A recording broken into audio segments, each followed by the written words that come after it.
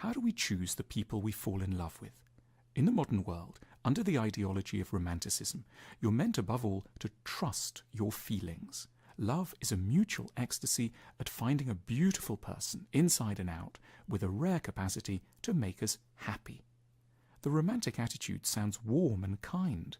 Its originators certainly imagined that it would bring to an end the sort of unhappy relationships that resulted from the old ways of finding a partner, the arranged marriage. The only problem is that this call for us to trust our instincts has very often proved to be a disaster of its own. Respecting the special feelings we get around certain people in nightclubs or train stations, parties or on websites, and that romanticism so ably celebrated in art, appears not to have led us to be any happier in our unions than a medieval couple shackled into marriage by two royal courts, keen to preserve the sovereignty of a slice of ancestral land. Instinct has been little better than calculation in underwriting the quality of our love stories. There's another school of thought, this one influenced by psychotherapy, which challenges the notion that trusting instinct invariably draws us to those who will make us happy. That's because the theory points out that we don't fall in love first and foremost with those who care for us in ideal ways. We fall in love with those who care for us in familiar ways, and there might be a big difference.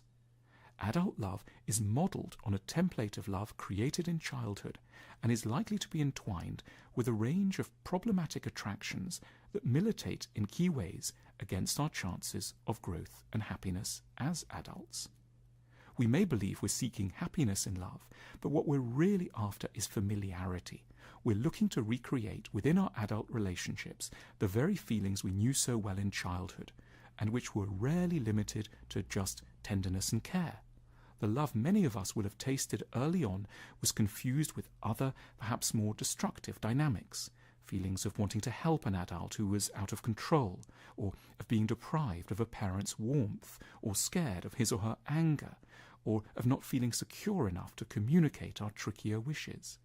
How logical, then, that we should, as adults, find ourselves rejecting certain candidates, not because they're wrong for us, but because they're a little too right, in the sense of seeming somehow excessively balanced, mature, understanding, and reliable, given that in our hearts such rightness feels foreign and unearned.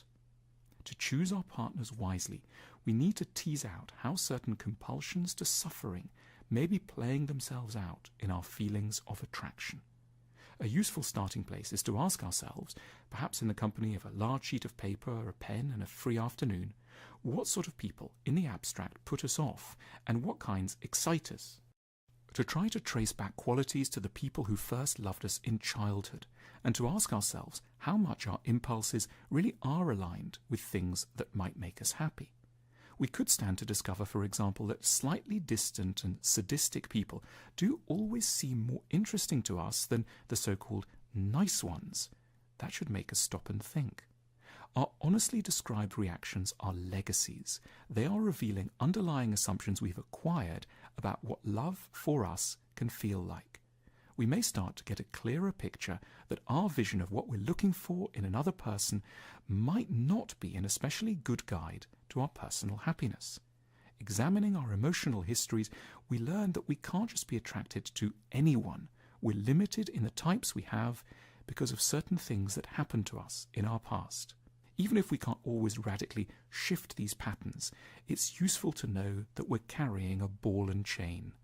It can make us more careful of ourselves when we feel overwhelmed by a certainty that we've met the one after just a few minutes chatting at the bar, or when we're certain someone is just wrong or boring, even though objectively they do have a lot going for them.